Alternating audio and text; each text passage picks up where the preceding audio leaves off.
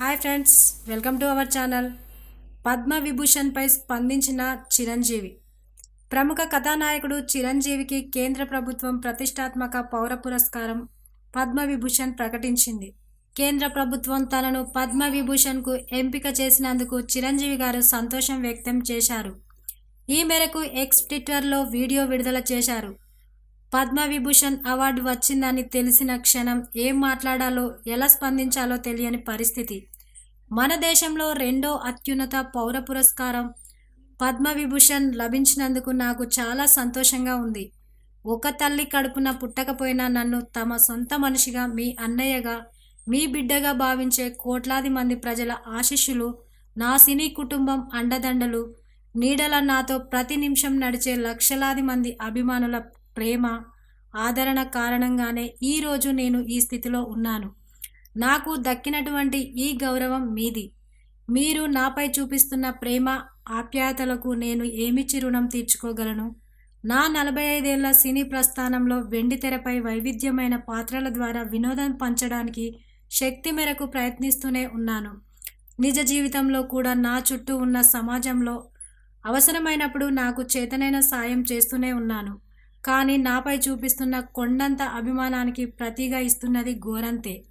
ఈ నిజం నాకు ప్రతి క్షణం గుర్తుకు వస్తూనే ఉంటుంది. నన్ను బాధ్యతగా ముందుకు నడిపిస్తుంటుంది.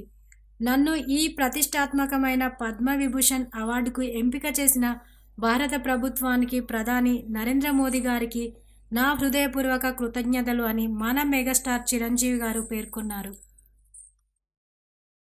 After hearing this news, I became speechless. I'm really overwhelmed. I'm humbled and grateful for this honor.